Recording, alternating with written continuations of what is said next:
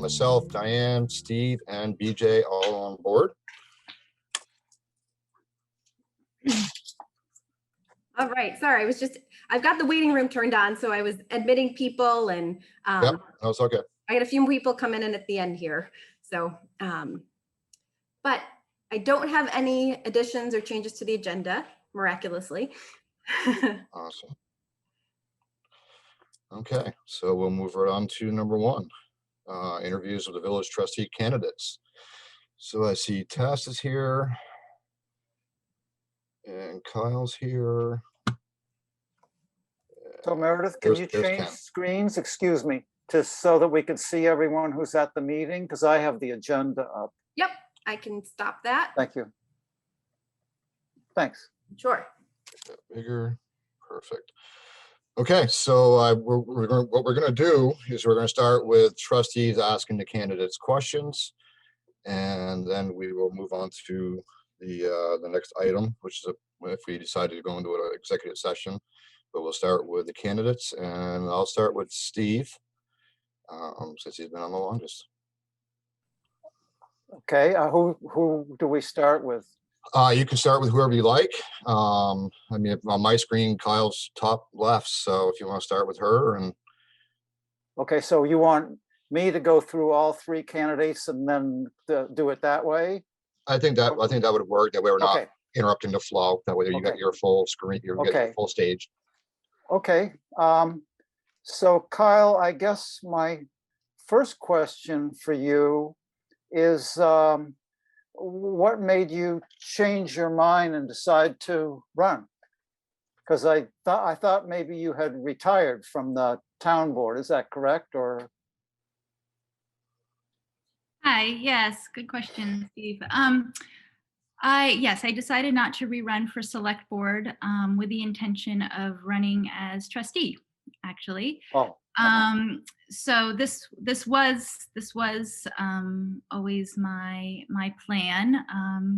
Given that I have a business on Main Street, I live just around the corner on Clark Avenue, and my entire life is very Johnson Village based. So it made a lot of sense for me to come into this position if the opportunity arose. So yes, so that's why I'm here. So that kind of leads me to my next question then, is why didn't you announce it? Why was it, it was just kind of a grapevine thing? And I know most people use like Front Porch Forum or something like that to announce a candidacy. Mm-hmm. Yep, that's definitely one avenue. It's not the only way. So after I decided not to run for the select board and I had a few weeks off, in full transparency, I did question whether or not I had the energy to be on another elected board. I served for 6 years on the select board. Right. My first year I was pregnant with my second child. My second year, I literally brought my baby and nursed her during my meeting. Oh my God. Third, fourth, fifth year, it's when I come into a position, I put my full heart, body, mind, and soul into it. So it takes a lot out of you, and I felt like I needed a little bit of a break to just rejuvenate. But I found myself, as you found, that I was still attending all the meetings. I was still very much committed, very much involved. And so I wasn't on the ballot as a you know, as a officially running person, but Uh-huh. I did use the write-in option as my option, and Okay. so that's what I did. Mhm. Yep. Okay, so that's really all the questions I have Mhm. for you. So now I guess next I go to Ken. Is Sure. that- Hi, Ken. I don't see you, but I guess you're Hello. there. How's everybody doing tonight? Hi, Ken. Good. I have never met you, but so I guess I've seen from you, seeing your picture on when you attended the town meetings, you had the picture of an ATV on there for a while. So I'm assuming that's something you're kind of passionate about. Am I correct? Absolutely. Uh-huh. So, and I noticed that on your resume that you submitted, your letter of interest, that you said that one of your skills would be to help make compromises. Yes, sir. So I can see that there's a good chance that ATVs are going to come to Johnson. There was a pretty sizable vote on the town ballot, and I can see that there's probably going to be a lot of push for that. So I guess my question is, if it comes about, what kind of compromises do you think, if you were on the board, that you would make? Because I'm sure you're aware that some people don't want them for various reasons, and so it's going to be one of those things where not everybody gets their way. You know what I mean? So Absolutely. yeah. As far as the ATVs, they're already in Johnson. They've been here for 14 years. Mhm. The request that you're talking about was to enter the village Main Street, Right. to Right. Mhm. bring business to the village. Is what the local club, Green Mountain ATV Riders. Yeah. They are part of VASA.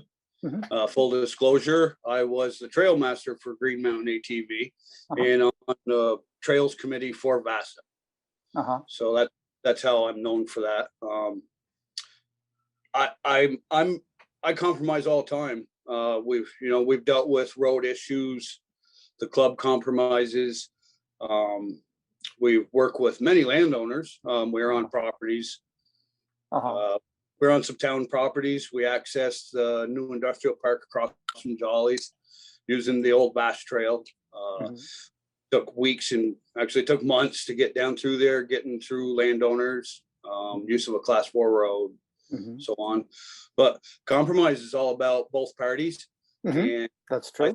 I think if the village residents would give a chance, I think the ATV riders could show that they're just as responsible as the bikers, the walkers, the hikers. But at the same time, it is about the people. And that vote wasn't really about the ATVs coming in. It was about the continued ATV ordinance, whether it was going to be expanded and whatnot. Well, it showed that there was an interest in it, right? I mean, that was a. We actually already been to the select board. Kyle was part of that when I did that. We filed all the state paperwork and to get the permit, which of course we needed town blessing and sign off. We got denied the permit. It's back in. They had a concern about getting too close to 100C intersection because it's a high accident area, I believe. Other than that, I think Kyle could actually say that, I've come and tried to do a lot of compromising, because being the trails master, I've got the club pushing me. I've got VASA pushing me, but I've also been a resident of Johnson for 33 years. So I know a lot of people. I've discussed it with many people, and this discussion isn't going away. So yeah, no, I'm aware of that. Yeah. As far as me personally compromising, I think that all I could do was really listen to both sides. I gave up my position in the club, so not to have a biased opinion. I am a member, but I'm not a voting member. I think it could be good for the town, but at the same time, it may not fit Johnson. So that's why we asked for a trial period, and it is for only one season, summer season. Yeah, I've ridden my bike up Clay Hill Road to the top. I have a friend that lives up there. So I think there's a trail. They use a little bit of that, right, to connect coming. Yes, sir. Come out what is called Hoag Road. Yeah. Class 4 road. Mhm. Comes out across some Cemetery Road, and then they proceed Right. down in. But as of now, they will not be entering the village. Of course, we need state permits to do that. Uh-huh. I've advised the select board several times that they will be notified and make sure that it's all set in stone that we can open when it comes through. Okay. Thanks. I mean, that's really all I was curious about, Ken. Yep. So I guess I'll move to Tess now, Will. Yep. She's on. Yes, she is. Hello, Tess, are you there? I don't. Yes, I'm here. Oh, hi. Hi. Hi, nice to meet you. So I see you have a pretty impressive list of things you're involved in. And so I guess my main question is, do you really feel like you have time on top of all that to, if you were the village trustee to do this? I mean, it would be, and from my point of view, it'd be great to have some new faces and younger people involved. So that's my big concern, really. Mm-hmm. So the meetings do work into my current schedule. It's a night that falls upon that it does work for me, and I feel like I do have the capacity to give my full effort to the board. Well, I mean, obviously, if you're running for it, you must feel that way. I know Exactly. some people have more energy and time than others. Mm-hmm. And I've can juggle. considered it. Mm-hmm. Sorry, go ahead. No, I'm just saying can juggle things better, manage their time or whatever. I definitely do have a skill of doing that, of managing and organizing things fairly well, and definitely feel like I have the capacity and passion to give it my all. And it's been something that I've been considering for a while, being here in Johnson and wanting to be more involved. And I think that this will be a really great way to do it, and do some really great things for the greater common good. Great. Okay, I guess that's all the questions I have, Will. Okay, great, Steve. Thank you. Diane, you ready to? Sure. Or do you have any questions? Yeah, I do. Okay. So just go in that same order? Or do Sure. you- Yeah, let's keep it the same. How's that? Okay. So Kyle, can you tell me why you want to be a village trustee and what qualities you bring to it? Sure. Yeah, I anticipated this might be a question because that's what we're here for, right? So I did write out some thoughts, and I just thought I would just read it out loud to be concise here. So I want to be a trustee because I love serving my Johnson community, period. Serving has been a passion that I've given my heart and soul to since moving back in 2013. But most notably in the last 5 or 6 years when I served on the Johnson Select Board and as president of Johnson Works, our town's nonprofit business board. The village of Johnson is where I live, work, and breathe with my family and neighbors every day, all day. Serving and advocating for the people in this village and having the opportunity to work alongside fellow trustees to make the village as viable and financially sound for generations and generations to come is why I'm choosing to continue to spend countless hours in an elected position such as this. For me, serving the Johnson Village community is my end game. The village is where I have laid my roots with my family. It's where we have invested financially as Main Street business owners. It's where we have made our friendships and plan to live out our years. As a stakeholder, I have vested interest in continuing to make this village the very best it can be for residents, businesses, employees, institutions, students, tourists, and visitors. Being able to continue to uplift and grow the diverse facets of this village and offer my municipal experience and expertise as a Johnson Village trustee is the logical next step in my trajectory and would be an absolute honor to do with you all. So thank you for that question and this opportunity to speak tonight. Okay, and I have a couple more for each person, if that's okay. Yeah. So can you, I know you have mentioned in your letter some ways you have served the Johnson community in the past. So can you just mention a few more? And how will that service to Johnson Village enhance your service to the Johnson Village Trustee Board? Mhm. Yeah.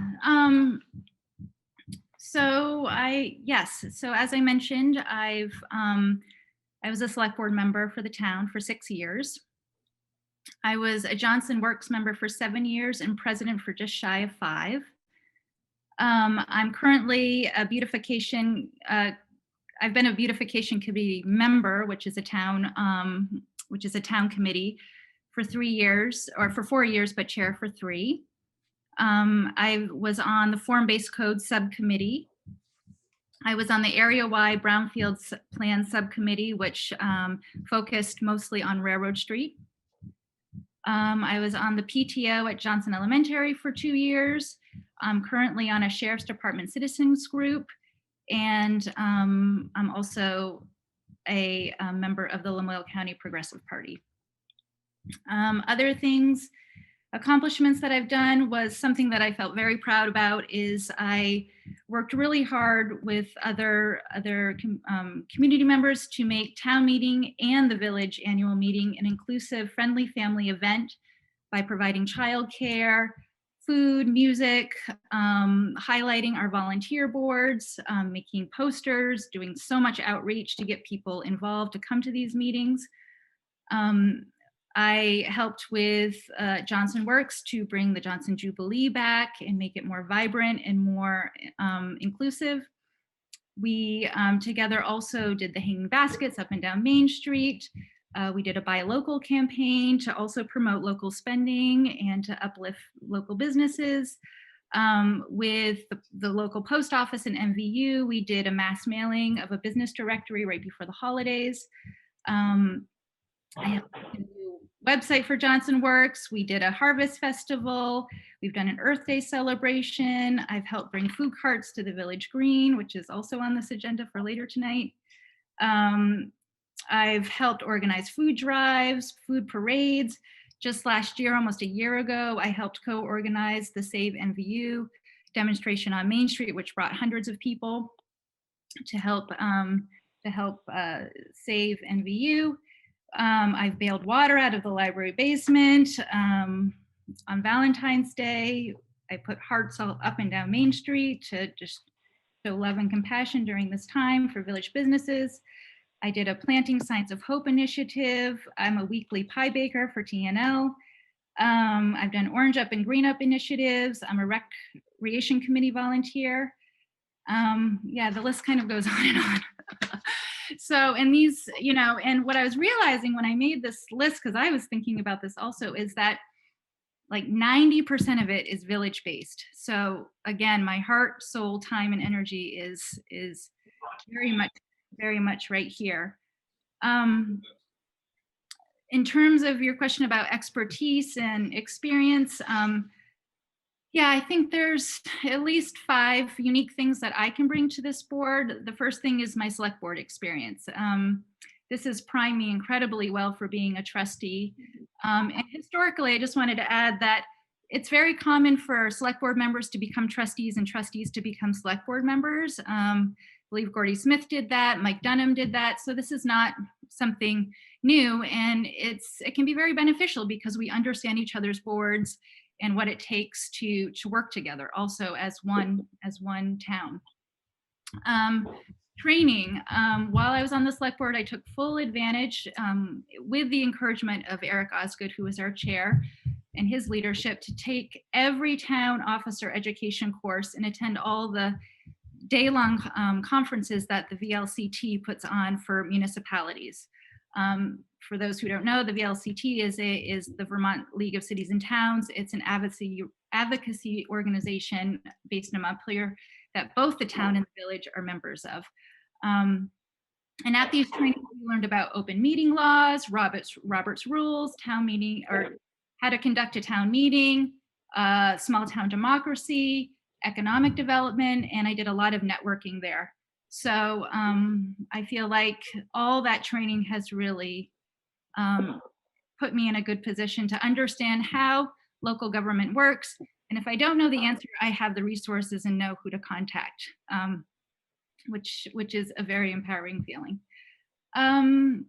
Engagement. I found that volunteering on town committees and boards, attending meetings, reading minutes, watching videos, and most importantly, participating in these meetings is the best way to stay up to date and abreast on all the issues that our town is facing. And that's something that I've been really diligent about. Even like I said, when I got off the select board, I've attended most of those meetings still. And for the better part of this year, I've attended every trustee meeting, and of course been part of the joint meetings when I was on the select board. Collaboration. Nobody does anything in isolation or on their own. You have to collaborate with your community, with your citizens, with your fellow board members. And that's something that I feel like demonstrated time and time again over the years. Look forward to doing more of as a trustee. And then lastly, just inclusion and building consensus among diverse interest groups. And that includes the business community, citizens, and focusing the needs of the entire community rather than the interests of only a few individuals is something that I really look forward to continuing to do as a village trustee. So that's a few things. Great. Thank you. And one more. So what do you know of this board and its functions? Yeah, so this board is different than the select board in the sense that it is more of a, functions more as a utility than a municipality, although it has the general department that does work as a municipality. So this board is responsible for 3 budgets: the electrical department, the water and sewer, and the general department. The general department, is funded by the 10 cents on the grand list that the select board authorizes after every town meeting. And that's how that's mostly funded. The village is also responsible for sidewalks and storm drains. It's also, it owns a lot of properties with the select board in the town. There's a lot of, maintenance that goes into that. It has 5 linemen, 1 foreman, a village manager, 2 joint employees, kind of sort of Rosemary's position as a joint employee with the town. It has 1 official committee that it jointly oversees with the town, which is the Racial Justice Committee. It financially helps support the efforts of Johnson Works and beautification. It oversees the fire department and their budget. So it does a lot. Some things are very similar to what the select board does. Some things are very different, especially when it comes to the utilities. So I feel like I have a really good understanding of what this board does, what it's responsible for. And again, that just comes with experience from being, engaged for so many years. Thank you very much, Kyle. Ken? Yes. Hi. So why do you want to be a trustee? And what qualities would you bring? I've been, as you know, I ran last time as a write-in. Decided to get in late. That's why I wasn't on the ballot. I think I could bring to the trustees a lot of different things that hasn't been on the trustee board, such as a good construction background, familiarities with VOSHA, rules and regulations, compliances, Division of Fire Safety, 88 codes, historical building 88 codes with some exemptions, I do this all the time, currently working in Burlington at the Bayside Pavilion, working at Pickled Perch Restaurant. So I deal with a lot of health and safety, which the town will be dealing with as they work on to the remediation and reconstruction of the village garage with the trustees. Got a lot of familiarity with electrical, residential, commercial hookups, power supplies needed for both. Same with sewer. On the building we're working on, there had to currently those municipality pipe that ran into where the building owner also owns. So I deal with both the municipality of Colchester along with a private contractor to fix the other end. So I've got a lot of different experiences with that. I'm my own contractor, have been for 22 years. So I'm used to juggling a lot of sudden objects, time schedules, crunches, budgets. Very familiar with water runoff systems, cleanouts, catch basins, electrical rates. I guess you could say I'm not familiar with it all, besides mine's too expensive. I think we have an outstanding fire department. Not much oversight needed besides just keeping them in general line. It's the cleanest fire department we have in Lamoille County. If you've all been by it lately, it's beautiful. I think I could bring a new thought to the trustee board that hasn't been there in the construction sense. And we have a lot of construction coming up. Whether or not there's been planning on keeping the, the new garage in the vision of what Johnson is and what Johnson's future will be. Whether or not they're considering solar options or geothermal for heating, a lot of other things that hasn't been brought to this board a lot. Other than that, I feel just generally being a taxpayer of 30 years, living in this town, raising 3 children, I think I could bring a lot to this. All right, thank you. So in what ways have you served the Johnson Village community in the past? And how will that service to the Johnson Village enhance your service to the Johnson Village Trustee Board? I do not have the resume builder that Kyle has. I'm a dad, grandfather, been with my fiance Erin for a long time. We've coached minor league, little league. She's been a den mother for 3 years in the past. We then took most of our stuff to Lamoille Union. As far as any particular knowledge of it, I don't bring a lot besides a general good Vermont knowledge. I don't think you need to be on 13 committees to bring to this trustee board a valuable position, knowledge that could advance.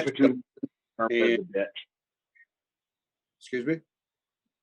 There we go. If someone wasn't muted, Ken, sorry. Okay. I mean, other than that, I think I could bring just a lot of different thinking. A board should be designed of different minds, not all like-minded. I know Kyle has great experience with the select board. As I said, I've dealt with her many times in the past. But other than that, I think I could just bring a good, honest opinion and a new look to the board. Great, thank you very much. And my last question, what do you know about this board and its functions? I could reiterate everything Kyle said. Any person can go to the town page and read what each function it is serving for. I know they're responsible for the electric rate that I've complained about for 20-something years.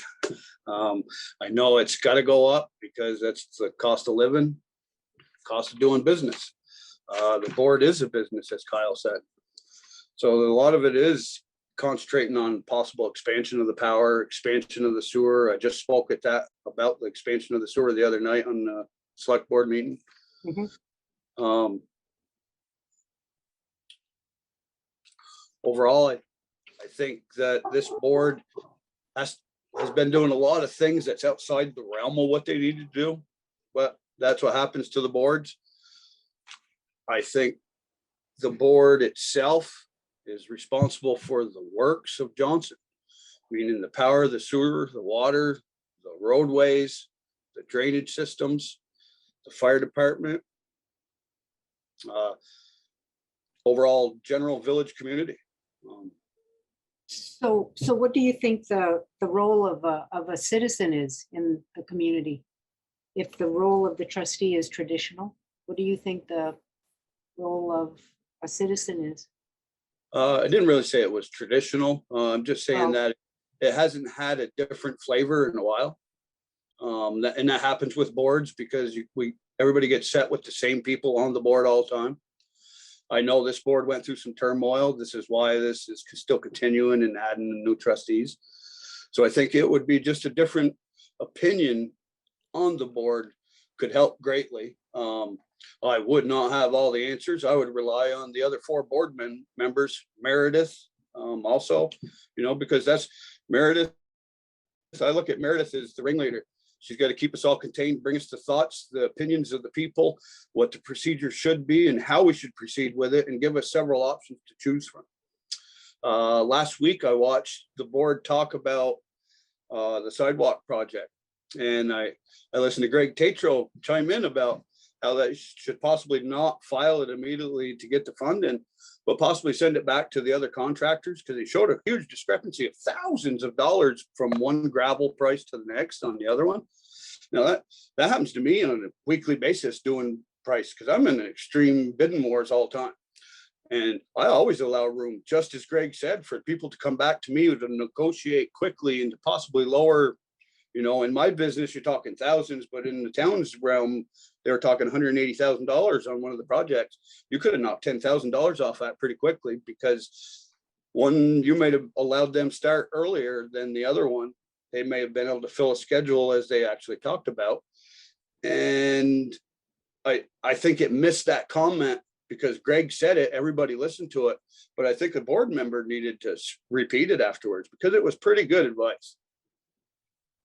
And I think I could bring that. Yeah, so did you answer role of a citizen? What do you Role think? of a citizen is to do exactly what, say you and I have both done, live here, participate in the community with what you can. As I said, I'm not in a million committees. I have different interests. They involve Johnson, they involve Johnson Village.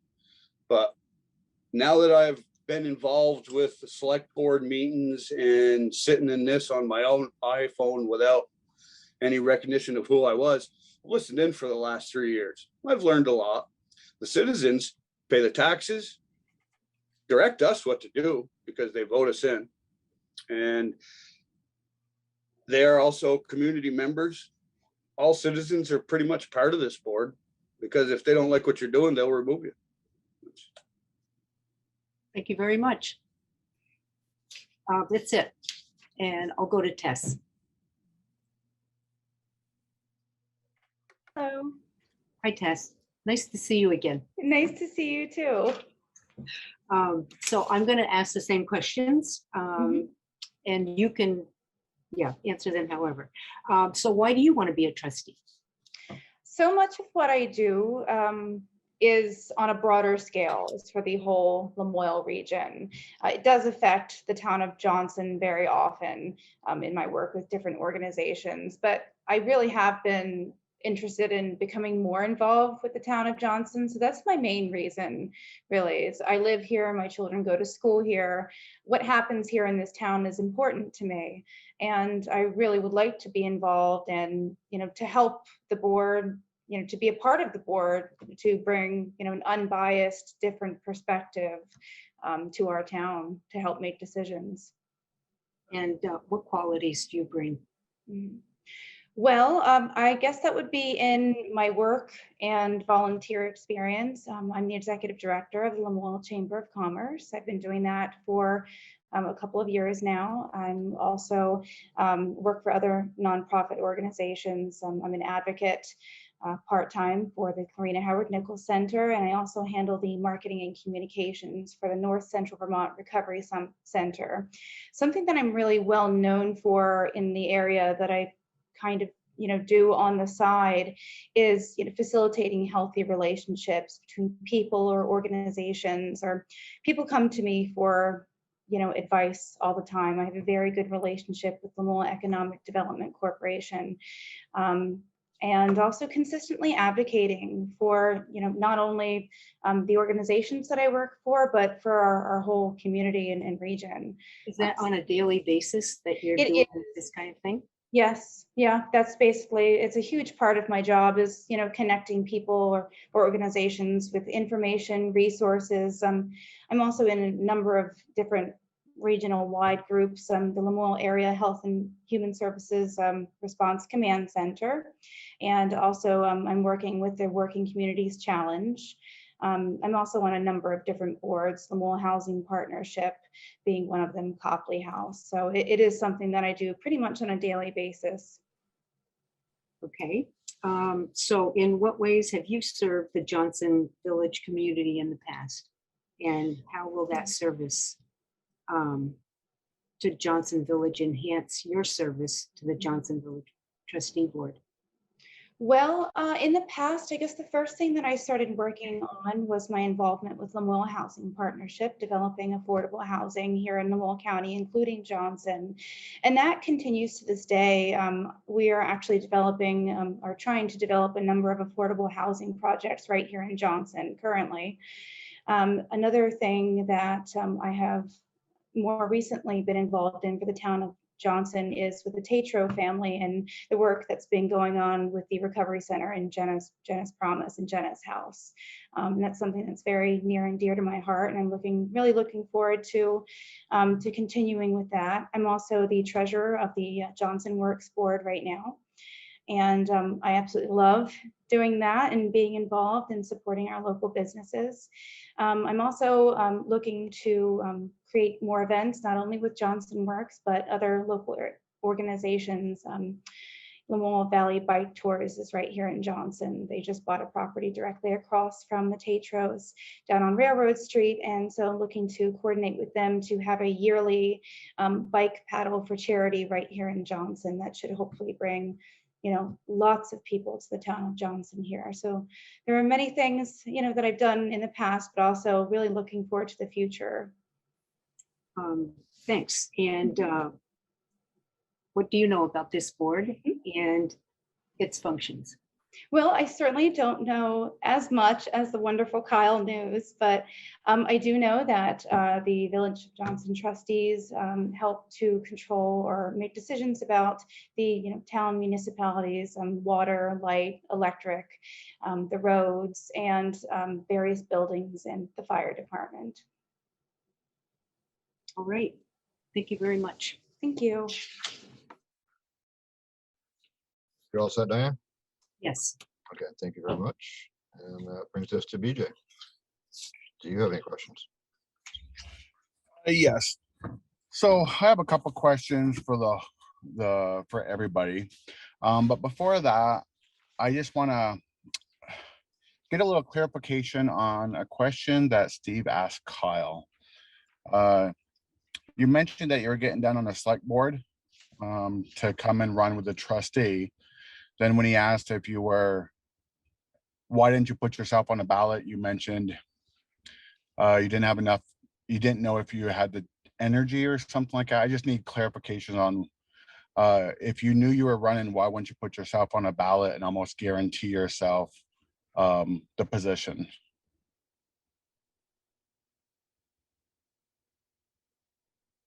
BJ, sorry, I'm pen went Oh, that's right, all right. pen went right.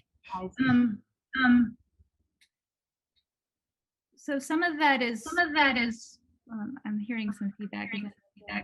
It's echoey. Whoops.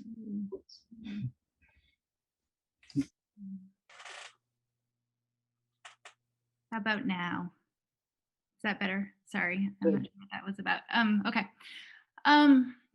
So BJ, some of that is very personal that I'm not gonna talk about. I think it's a little bit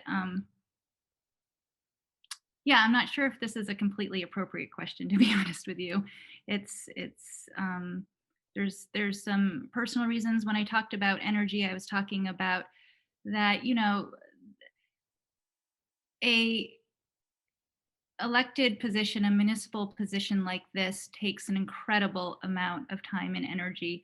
And it's something that I've, been doing very, with incredible dedication for the last 6 years. Hey, Kyle, if it's a personal issue, there's no need to explain yourself on here. So feel free to be done with what you're doing. I don't want you to feel uncomfortable. Okay, thank you. Yeah, I guess I'll just say that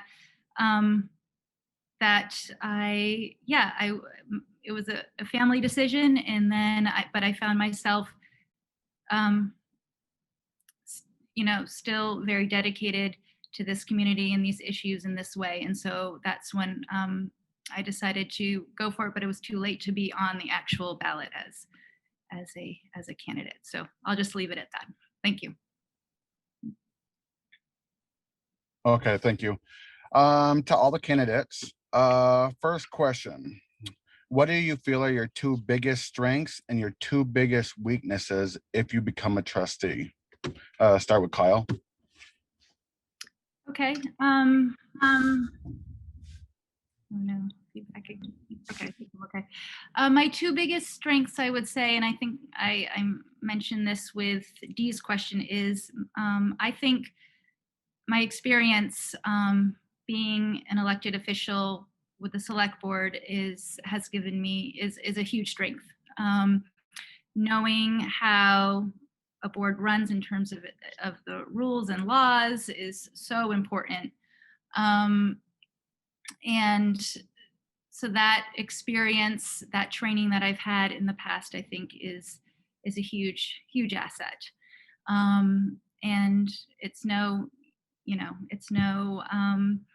secret that this is a kind of a young board. And so I do feel like this is a time and a place where this board could use someone with experience like that, real municipal government experience, which I think is why, you all were excited to have Will come on, because he provided that experience and knowledge as well. So I think I also offer that. I think that, so training and experience, I think, are my two strengths. I think, let's see, 2 weaknesses. I think that sometimes, maybe speaking to your first question, sometimes I do give everything and I can feel a little depleted afterwards. So I think one of my weaknesses is just pacing myself and making sure that I keep myself healthy and vibrant as well. So I think that that's something that I'm constantly working on. And another weakness might be, this is,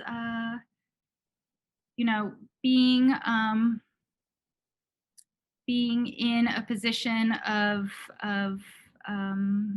leadership like this comes with a lot of backlash sometimes, and that can be really, really challenging. That can be really hard. And again, just being able to not take things maybe as quite as personally, and just which I'm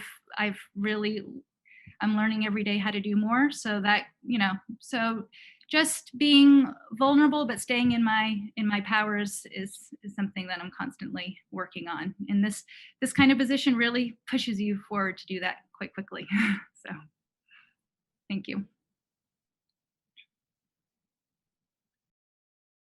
Yes. Tess, I ask you the same question, or whoever was next. Sorry, whoever's next on the candidates. Okay.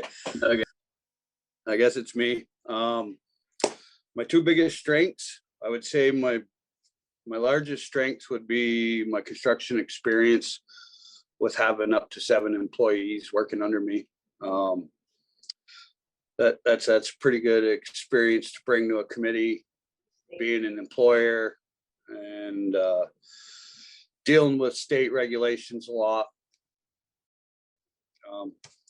My experience with VASA and the Roberts Rules and Procedures, the open meeting laws, that's all standard for me dealing with VASA, since how they're a nonprofit organization. My weaknesses, I would say my weaknesses is probably going to be my hatred for the electrical rate. I don't have the water and sewer, so I guess that wouldn't be as bad. But my other weakness is caring so much about Johnson, because I moved here from Eden Mills. And if you can all imagine that, back in 1988, moving from Eden Mills to Johnson was like moving from Johnson to New York City. It made me want to raise my family here. I raised 3 children here. I've watched them all leave Johnson. That's my weakness. Johnson thrived when it was a family community, because without the family communities, the businesses do not want to come here, expand, or operate here. So that would be my weakness, is a lot of the, basically, I guess, my heartfelt feelings for Johnson.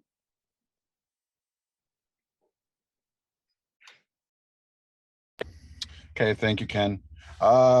And Tess, same question. Okay, I guess 2 strengths would be servant leadership is something that I strive to practice, which in a nutshell, that means that I am always listening and I'm unbiased, and, you know, I work very well communicating with people. Another strength that I'm known for is making difficult decisions. Organizations or people will come to me and ask for advice about, you know, projects or things that they're working on, and I'm able to help, you know, to facilitate that and, you know, give them ideas about that. My weaknesses, one of them is public speaking. I don't feel like I'm very good at that at all. And another, let me think, another weakness that I have is my lack of experience on a town municipal board. I really honestly don't have any experience with that as of yet, just with, you know, nonprofit organizations. But that's something that I am definitely, you know, interested in learning more about, you know, to serve our town. Thank you very much. Let's start with Kyle again. I'll just give you all an easy question. What's the single biggest town issue that you would like to address as a trustee?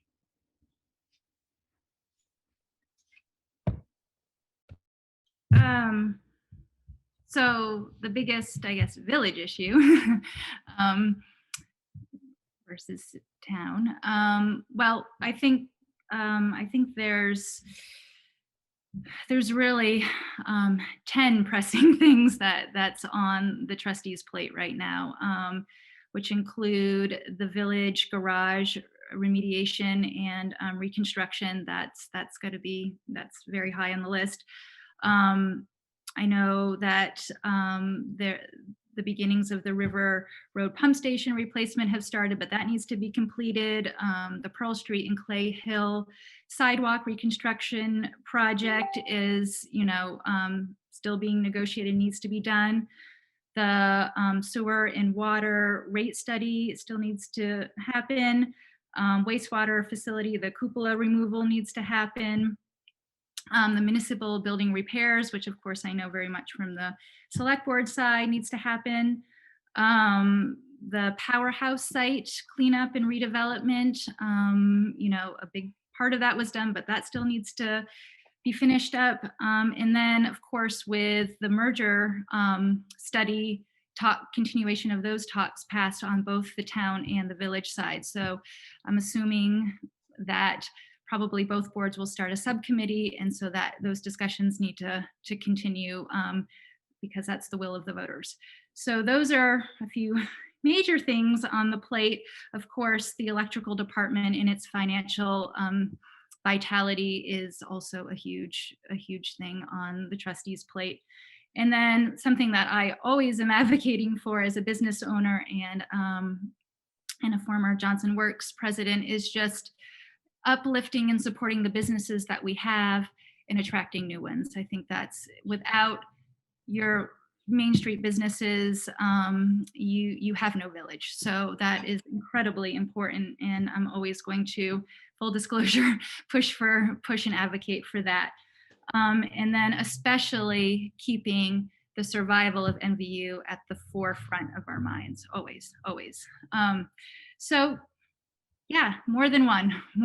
There's a lot. And again, I'm used to dealing with a lot from being on the select board and have a lot of experience with making those kinds of, having those discussions, taking input and making decisions. So thank you. Okay. There is a lot of issues. I'm just curious on, like, what would you personally put at the top of the list to you personally, is the single most important? And yes, I definitely agree. There is a lot of important things that we're dealing with right now, but just personally to you, which do you feel is your most important issue to deal with?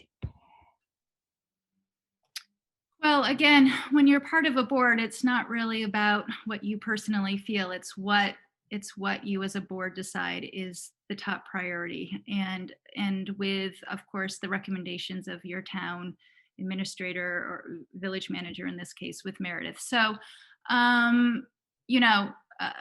for me personally, I would say, obviously working with our Main Street and our business community and our infrastructure with sidewalks to make this a walkable, pleasant place to live, work, and play. But I also know that has to be balanced and coupled with other infrastructure issues that, we've got a massive mold issue in the garage. We can't have employees being exposed to that. So that has to be a priority too. So, the pump stations are very important infrastructure for water. So yeah, I guess personally it would be the business community, but as a board member, I would have to, with the board, juggle and weigh all those things and work on things simultaneously. Thank you. Ken, same question.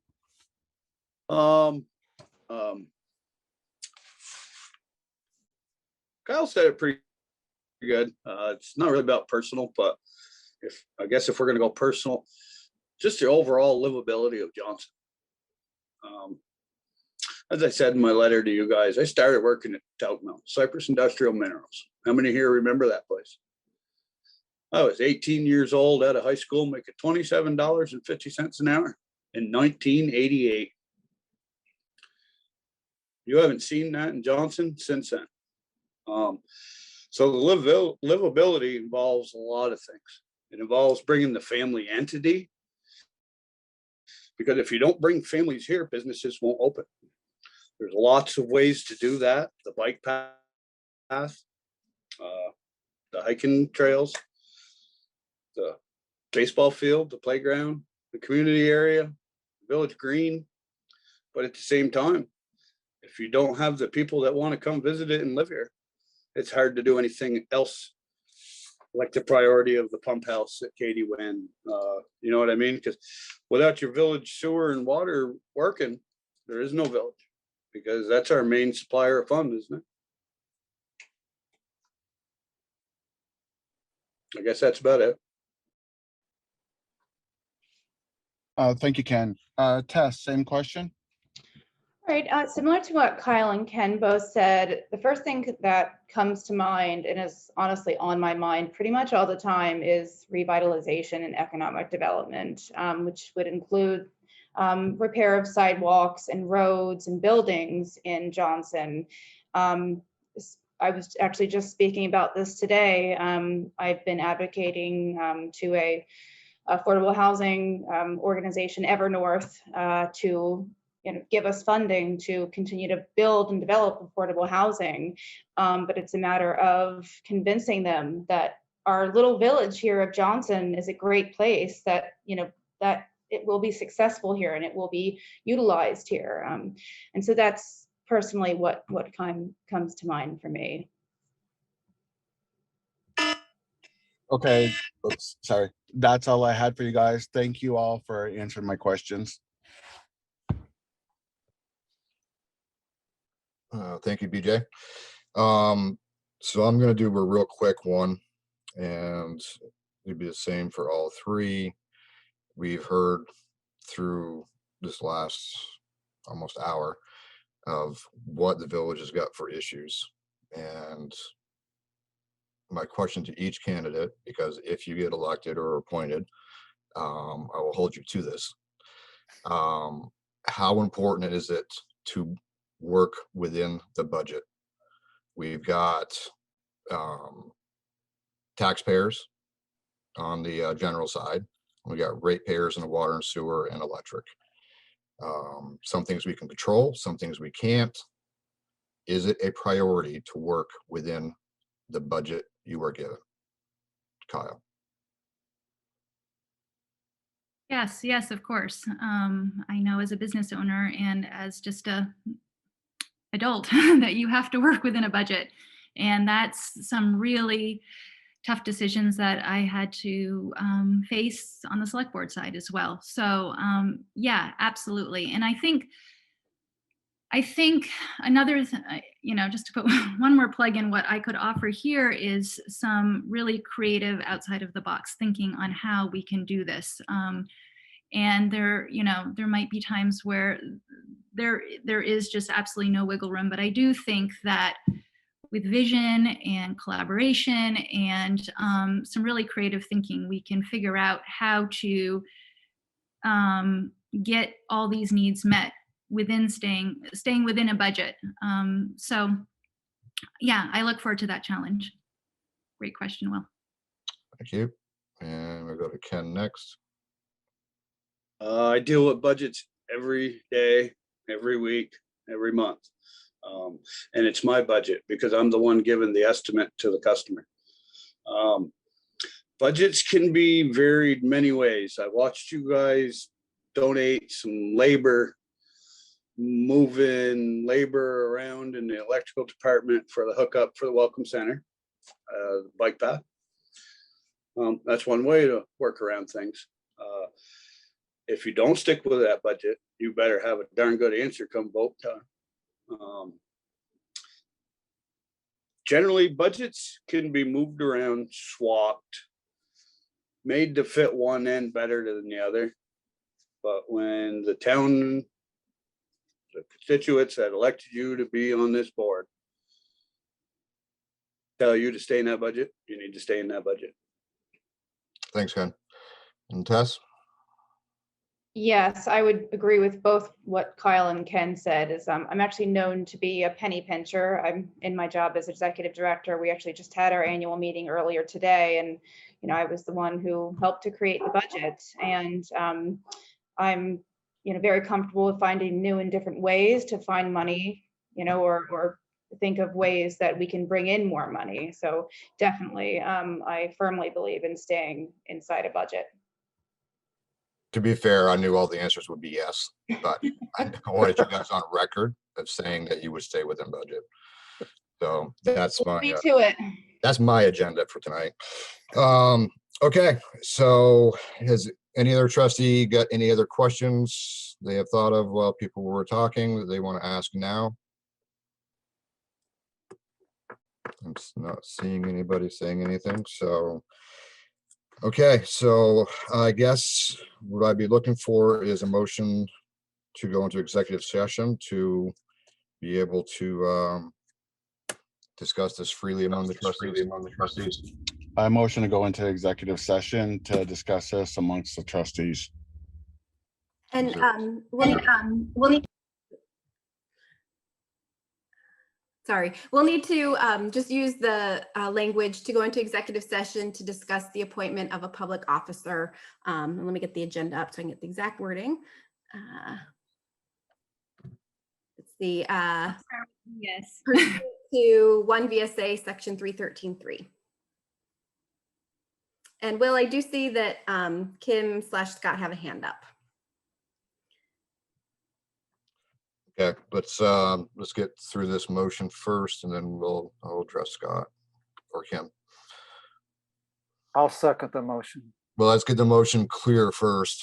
BJ, I think you made the motion, so let's make sure it's with all the appropriate verbiage. Okay, what exactly is the wording going to be? So it'd be a motion. Executive session on the appointment of a public officer pursuant to 1 VSA 313.3. I'm having a hard time hearing. It's all garbled. BJ, could you put yourself on mute? Okay, let me give it one more shot. Does this sound better, folks? Yep. Okay. Yes. So it'd be a motion to go into executive session regarding the appointment of a public officer pursuant to 1 VSA section 313.3. You're still muted, BJ. I'm getting choppy on my end. I'm not able to do that. I know what the Oh. motion. Go Just ahead and say do it. it. So move. Do you want me to say it? Yes, Diane, that'd be great. Yes, please. I make a motion to go into executive session for the appointment of a public officer pursuant to 1 VSA section 313 parentheses 3. Is there a second? I will second it. Okay. I don't think we need to have a discussion on this particular motion. No, okay. So before I do a roll call on this, I did say I would get to Kim and Scott. So if you got something, Kim, Scott. Just quick question. Was there going to be any public, are we allowed to ask the candidates questions, or is it just within the trustees? Well, right now there's no motion on the floor to have a discussion about, so there wouldn't, there's nothing to discuss at this point. So what we're going to do is we're going to go into an executive session. If we all agree, we'll give a time in which we will be back.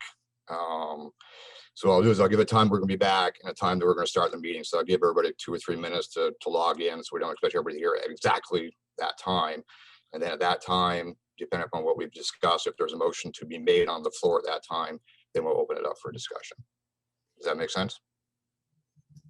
And just so you know, I've enabled the waiting room, so I can move people to the waiting room. If you want to log off and come back, that's fine, but I can't put people in the waiting room while we're in executive session. That's awesome. So Hey, what I'm Will? hearing is that village residents don't have the ability before you decide who is going to be on the board to ask any questions. No, that's not the case. The case is that we're going to have a discussion about the appointment, and then nothing can be done in that executive session. Everything has to be done out of executive session. So once we come out, a motion will or will not be made. If a motion is made, then the public has a right to voice an opinion. Isn't it better to hear public opinion first or not? I think that right now I think the trustees need to go into a meeting with just the 4 of us, have our discussion, and then we can open it up afterwards. Thank you. Okay, thanks, Scott, Kim. Okay, so with that, we're going to call the question. All those in favor of going into executive session, say aye. Aye. Aye. Aye. And Aye. aye. It's unanimous.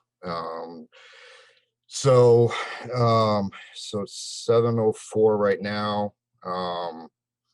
If you'd like, Meredith can put you into the holding pattern. And if not, I would say check back at 7:30, and we will between 7:30 and 7:32. And at that time, 7:32, we will actually return to full open meeting.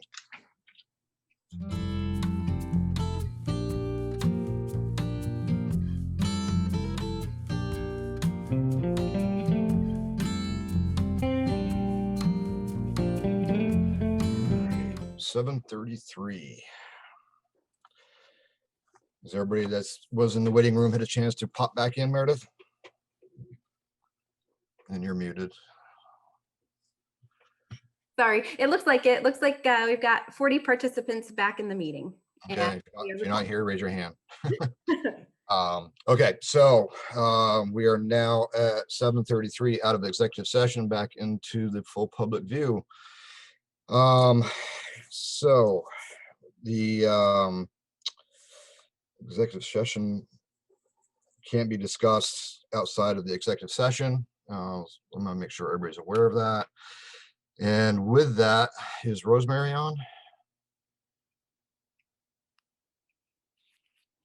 I believe she is. Rosemary, we're going to ask you to give us the rundown on the procedure for a public vote for the interim position of trustee. Okay, consent forms for a candidate has to be 6 Mondays before the election. So the earliest you could have a vote would be June 8th. And is that if we pick the meeting date tonight? yes, if it having been due next Monday, because they're due the 6th Monday before the election. I see. Yep. Okay. And if you wanted to send everybody a ballot, postage would be between $600 and $800, depending if the one that goes out is more than 1 ounce or not. Okay. And last time we had, out of 650 ballots that were sent, 148 came back as absentee that did not vote at the polls. So I don't know if that's something you want to consider again. Now at the polls, you have volunteers and yourself that has to be there. Yes, and they're paid. The counters are paid. Okay. What's the cost of that? There's probably be, because we have to be open from 9 to 7 and they're paid at minimum wage. So that's. How many do we have to have? I like to have at least 2 to 3 besides myself. Okay. So it's 11 and a quarter, right? 11.75. 11.75 times 3 times 9. So that's another north of $300. Yes. Okay. All right. So now the 6 weeks, that would be from the time that we make a motion to have a balloted. A warning has to be signed within 30 days, but the consent forms need to be 6 Mondays before the meeting. Okay. So all 3 candidates. Consent forms would have to be in before. Well, a meeting is posted 40 days to 30 days minimum for the special meeting. Okay. But the real push is that the consent forms have to be 6 weeks in advance. Okay. All right. And they can get the consent forms at can they be emailed, Rosemary? Yes. Yep. Okay. All right. And do you have, Meredith, you have Kyle's and Tess's and his emails to be able to send those out to them? Sure. Okay. All right. So the timeline, just my calendar is obscured here. So it would be by next Monday, they'd have to have their forms in. Yes, May 3rd. Which would be May 3rd. May 3rd. Okay. For a meeting for June 8th. June 8th.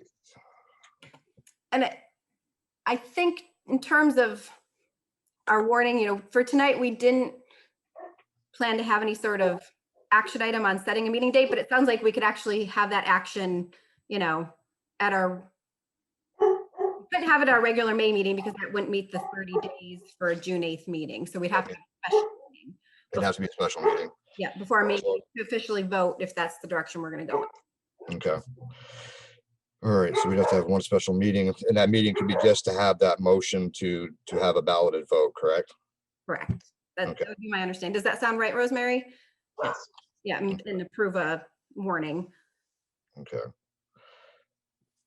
Third, okay. So now, as far as their submission, we have to warn that too, right? To request the applicants submit, or No, that we've already done that basically, right? By getting the letters in from the 3 candidates that we've got already, or does it have to be done again? I think we probably, and Rosemary, correct me if I'm wrong, but I don't think we'd be required to, but I think it'd be wise to put something Maybe out. wise. Yeah. Yeah. Okay. Just in case somebody else wants to put a consent form in. Okay. All right, so it sounds like we need to have a special meeting, just to be able to deal with all the procedures. So. And Will, so it may be good for us to give a quick update to folks because the next agenda item was a vote. right. What's going on? So we may just want to give. Okay. All right. So, all right. So I've got that information from Rosemary. Okay, so let's move on to item 3 then. Which is the vote of an appointment of the interim trustee.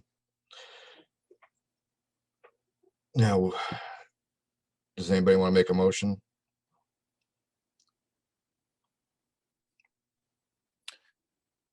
There is no motion to make except to have a vote in the future, Okay, which is what we just talked Alright. about, all right, perfect. So because we couldn't come to a consensus.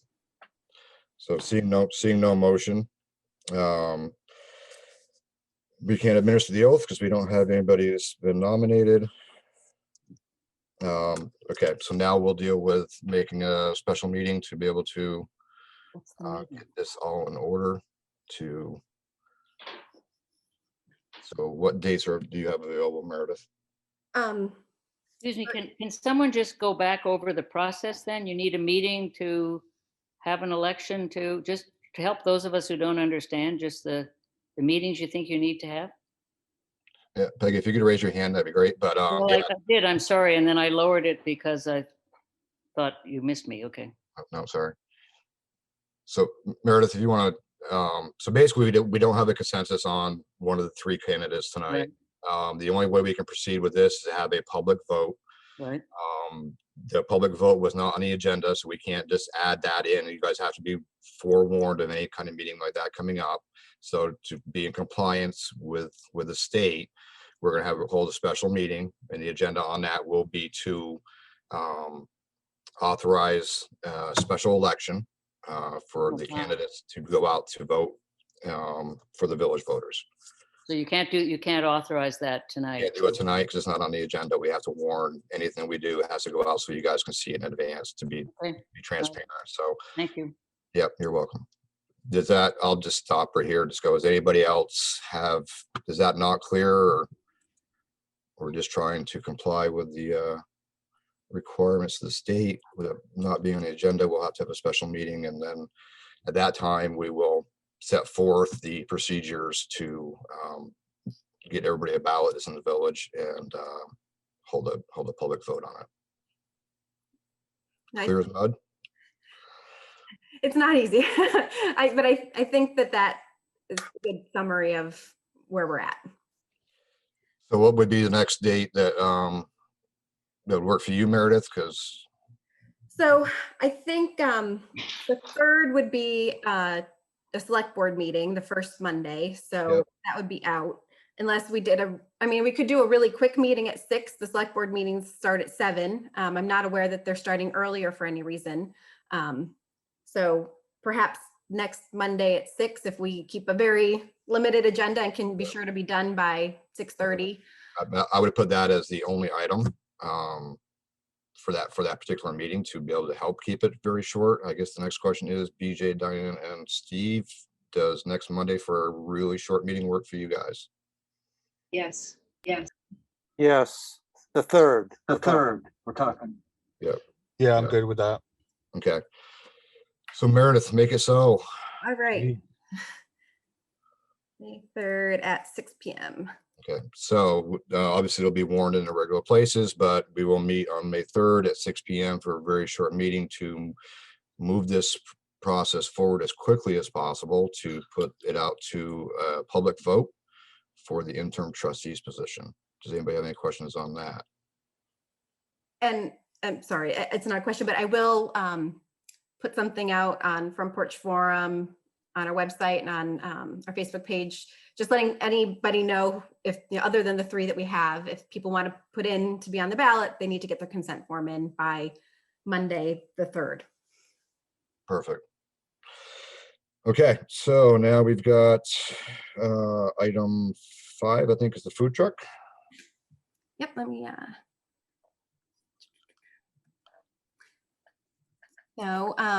yep, so at our last regular meeting, we discussed the request from Seat Coffee to come to the Village Green this spring summer. And I believe the trustees were going to sort of visit the green and think about the idea of having 2 trucks there. We previously approved Mudgee's to come back. And so I think most of the trustees have gone out and looked at it, and we wanted to talk to it tonight and give Front Seat Coffee an answer, so they know either way if we think we can accommodate them. Just as a review, there would be some expense to the village related to putting in a new panel next to the existing electrical box to allow us to establish another metered location. And then there would be an expense for Front Seat Coffee if you allowed them to come in to run the electrical to wherever the food truck on the green would go.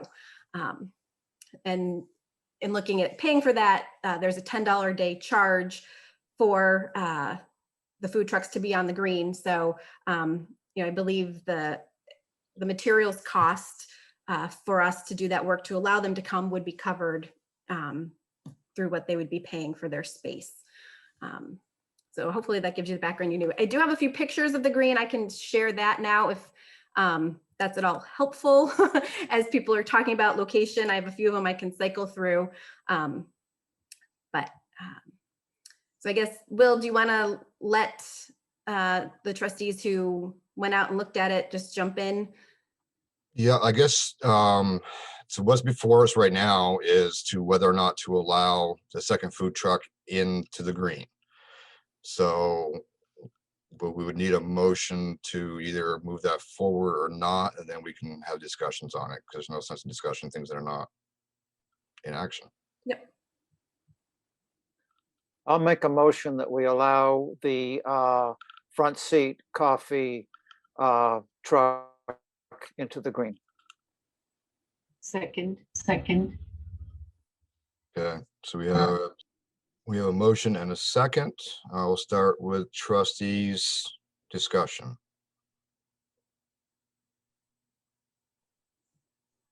So I went and looked at it with Steve, and we came up with the picture that's there now. On the left of the big tree would be where Mudgee's would go. Mm-hmm. And directly opposite, you can't see it in this picture, is where I think Front Seat would look the best, right there. And it would be a short distance from the electrical post that's there. And then it would leave the rest of the park open, or the village green open to people and picnic tables and that kind of thing. And then it would also be open to the art that is going to be placed on the back wall. The river running in you would be really visible. So that's something we talked about, Steve and I. Hey, Will. Yep. So when I was there and I was looking at it, the picture you're looking at right now, I was thinking about keeping that open. The one where you showed the tree, I was thinking it'd be a smaller footprint. I don't have it. It'd be a smaller footprint, having them side by side, tight against the road coming in or out, whichever you want to call it, between the tree and the main road.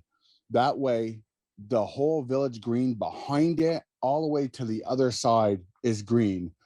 Otherwise, I feel when you look at it from the road, you have a truck on one side, a truck on the other, a little bit of green in the middle. This way, I'll put both trucks to the left, smaller footprint, and the rest of the lawn is the village green. And it's just, it has more green. That's just my thought. And Steve? Like I told you and Diane, I'm open to either corner. My bigger concern is the Mudgee's truck and their relocation, that they get pushed back closer to the drive so they're not essentially blocking the whole green. But I think as far as the front seat truck goes, I would be happy with it nestled right to the right of that tree, facing into the green, with its back as close to that driveway as we think is safe and practical. Okay. All right, that's everybody on the board. Okay, so I'm going to, my suggestion is this, is that we keep the trucks on the same side of the trucks on the same side of the park. Diane's comment about having visual access to the artwork in the back corner. I think that if you put the smaller cart behind the larger one, you've actually increased your view of the artwork. Because whatever's going to be blocked by Mudgee's won't be blocked by the coffee truck, because it's going to be behind it and it's smaller. If you put it in the front corner, you've just created, another obstruction from the sidewalk, from the road, from Pearl Street. I'd like to see the utilities brought for Mudgee's. You can just Steve's comment. We went over with Troy and spoke with him, and he said they added one length of pipe, because a conduit, to bring that closer towards Walter Pomeroy's building. That would allow that Mudgee's truck to be more perpendicular to Main Street than it would be if we just catty cornered it, because then it'd open up the view some, but not as much as what I'd like to see is that them perpendicular, both the trucks perpendicular to Main Street. It gives a better view of the artwork in the back. It gives a better view of the flag and the statement below it, and gives it a sense of, an area that's defined in front of the trucks. So I would also be in favor of having them perpendicular to Main Street, paralleling on the Walter Pomeroy side of the building. So with that, we have a motion, and anybody else in the trustees have anything else they'd like to comment after hearing everybody else's comment? I'm gonna say going once, going twice. I will now open up. I think Linda Hill had her hand up. I'd like to hear from her. First. Well, anyway, I wasn't first. Scott and Kim were. Okay. If they want to go ahead, they can. Scott's talked a lot, so we'll let you talk. I don't have a whole lot to say. You know what I'm concerned about with two of them facing Walters is the noise from two food trucks on his tenants and on himself on that. If they're both right side by side facing him, well, I can't remember how much noise Mudgee's made. I was there a few times last summer. But anyway, I guess I would worry a little bit about that and the expense of moving electric when there's already electric on the other side. No, there isn't. Oh, there isn't? The Oh, electric would have to, don't they hook? the electric would have to be all new for the new truck. Oh, so So they don't hook up to that electrical box where we hook up for Jubilee? No, No. no, it'd be a totally separate service with its own meter. So And no as matter far what. as Walter, I had the same concerns. I actually reached out to him at least twice. And last time I talked to him, he said, put 4 trucks. He Oh, said, good. you Oh, know, good. so I don't Much think better. Walter's going to be a heartache for us to move forward with that. Good. Well, with any luck at all, maybe one of those trucks will become a regular restaurant in town. So are you all set? I'm all set. Thank you. Awesome. All right, now I'll go to Kim and Scott. Quick question. It is Kim, not Scott. And I just wanted to find out if anybody had thought about other locations. You probably already have, but Talc Mill, where you've got lots of bikers coming through. Some of them might not be coming into Johnson, but if any of the food trucks were open to providing food for the numbers of people that are passing by on that rail trail, that could be another idea. Thank you. As far as I know, Kim, that we haven't been approached by anybody to put anything up there. I'm not sure if I mean, it's joint owned property, so it has to be 2 boards, I believe, but Meredith, has anybody approached you about putting anything up there? No, not specifically. You know, the real push probably about 2 years ago was to try and get something for the Village Green. So that's where I've focused, you know, my efforts putting something together. I've never, you know, put any thought into us actively trying to get people to go in other locations. And I haven't gotten a request. My question was whether, I just wondered if you could refer those people to, or give them that idea. Would they prefer that? Because that could be a way to not have as many food trucks on the green and still have them making money and supplying people with food. Yeah, I haven't suggested that for the people who've requested the green, but you know, I know Mudgee's is pretty invested because they've already put an investment into running their electrical. I think Tobin is here from Front Seat Coffee. He could certainly weigh in on that question. I've never posed it to him directly. Okay. Ken? Yeah, I think it would be best served for them to be in the middle of the village, because we want people to come into the village. Now, they could simply put a couple signs up by the bike path or the rail trail, directing them, letting them know that they are there. But down the road, that would be a great idea.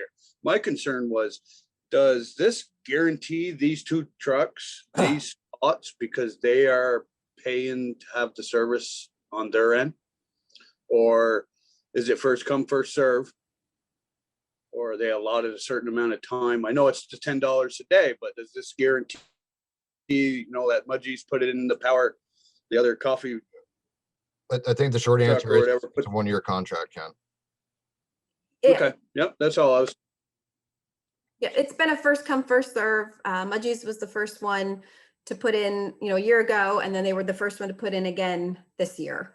And I think the way our guidelines are written is that we can elect to say you need to vacate at any point. And so that is a bit of a risk. And, you know, we're not going to be unreasonable with folks because we know they're making an investment. But if there was something that happened and they couldn't be there anymore for some reason, we do reserve the right to say with a you know, reasonable amount of notice, we're going to need you to leave. It wasn't really about them leaving. It was just wondering if they got some kind of guarantee No, for paying this for this service, you know, for possibly say a 2-year period or something. no, it's a 1-year contract. Okay, that answers it. Thank you. Thanks, Ken. Ann? Can you hear me? I can. Okay, I just wondered if anybody had thought about how this will affect Greg's coffee shop that he's gonna be putting in. I think we all want that coffee shop to succeed, to go along with what everything else he's doing for the town and village. Has anybody thought about that? Honestly, I've given it some thought, Ann, and I'll admit I'm not a coffee drinker, but my wife is passionately, and I think there was a kind of 2 different venues for the same thing. You know, like you've got your, you know, probably can speak better to bars when I was younger. You got one bar where you go and you sit and you commune and talk to people and stuff like that, and you get the one you want to go and do a shot and you get the hell out. So I mean, I think they're 2 different venues, and I don't think Greg's gonna lose too much business over this. At least I hope not. He's definitely a major contributor to the community and stuff, but that's my opinion. I don't know if any of the other trustees have any thoughts on that or have given it any thought. Yeah, I see the cafe is more someplace where people will sit down, maybe even have a bowl of soup, whereas the shop, the food truck on the green is something most people would stop by and get a cup of coffee there. Some might stand around, but it's not going to have the atmosphere for hanging out for a long time like the cafe would. And also, I just wanted to correct, I think it was Linda,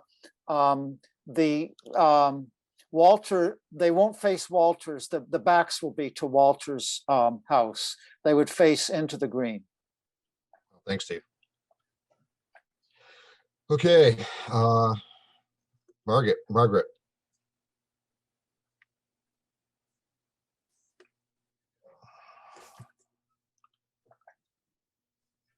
Where'd she go? Still here? I lowered her hand, but I didn't mean to Okay. delete. Okay. Okay, great. Just backing around to Anne's question, which I think is a really good one, Anne. Do we know what the timeline is for Greg's coffee house? Because I see these trucks coming on board pretty quick, getting us through the summer and such, but I haven't heard a recent timeline for the cafe. I don't have one. Do you, Meredith? I don't. I think that there's still a fair amount of construction work that needs to be done to the building, but I definitely am not well versed in what their exact timeline is. I'm sorry we couldn't answer that. No problem. Thanks. Yep. Was it Loot? My eyes are going busy here. Ludi? Lottie? Hi. My thought with having them side by side was that one is going to be a lot less visible than the other, and I'm feeling like having them on either side would give them the most kind of road frontage in terms of, you know, passerbyers seeing them. So just wanted to, I would be interested if in Tobin chiming in if he had an opinion on, I mean, I don't know if his, you know, if he could weigh in on visibility and how important that's going to be for him. But I'm just, yeah, thinking that might be a concern for either of them. Yeah, well, I mean, he's more than welcome to speak up and chime in and stuff like everybody else. And, you know, for me, it'll be a trustee's decision upon where to place the trucks. And if it doesn't necessarily work for him, then that would be his right to decide not to, or to come and join us. So iPad 2 was up first. Hey, it's Greg. Hey, Greg. Yeah, we're going to start. Hi, how are you guys? We're going to start demoing the back of the coffee shop late this week, beginning of next week. Start digging the foundation within the next few weeks for the addition, and construction documents will be coming out in the next, probably 2 or 3 weeks, we're hoping. So we should be open by fall. That's kind of the update on the coffee shop. We're also working with a local baker that wants to use some of the space. So, you know, I guess that's about all I have for right now. I hope that answers a few questions. Thanks, Greg. Actually, I saw Tobin next. I'd love to hear from you. Yeah, I am really excited. Wait, can you hear me? Yep. Okay. Yeah, I just to answer a couple questions. I am excited to be coming in, or hopefully, and I think that in terms of looking at location, visibility is really important. I think that especially since we are a new business coming in, if we are tucked behind Mudgee's, I would really hope we could put a sign up towards the road, and just so that to let people know, or preferably the other location on the other side of the green would be better, just for people to see us being there. So what kind And of, then I'm sorry, just before I lose my train of thought, was what size sign would you envision being something that would satisfy you? oh, probably like a 2 foot by 2 foot would be great, but Okay. something very visible from the road. Yep. Well, we have some good artists in town that probably could help you out with that. Great. And then just about sort of the other coffee shop and what we do. I mean, we're going to be gone in the fall, and so we're just a 3-season operation. And I really support what Greg is doing, and I don't think that we're going to overlap a whole lot. We're going to Front Seat Coffee is going to be focusing on coffee and baked goods. Not even much in the like sandwich or soups or foods, just really focusing on coffee and baked goods and maybe breakfast sandwiches. Nice. Sounds like it'd be more of a conflict with Maple Fields than you would with Greg. So that's the goal. And I mean, everything's also like very quick, like grab and go. So it's different in that way too. Awesome. Thanks, Tolan. I appreciate that. Yeah. Let's see. Do you see anybody else, Meredith? Scan through, but I don't see anybody waving at me. Okay. All right. So let's go forward with this. So Steve, I think, oh boy, I'm getting tired. Steve, you made the motion, right? I believe I did. Okay.